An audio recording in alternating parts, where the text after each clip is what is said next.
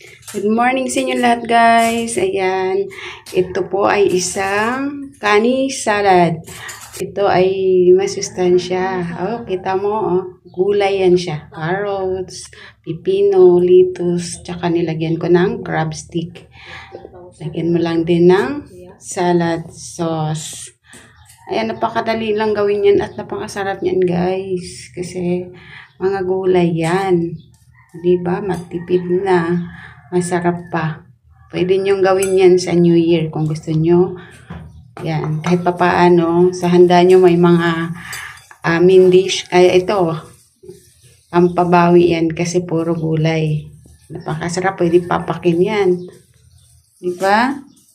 Kasi yan ang tinatawag na kani salad.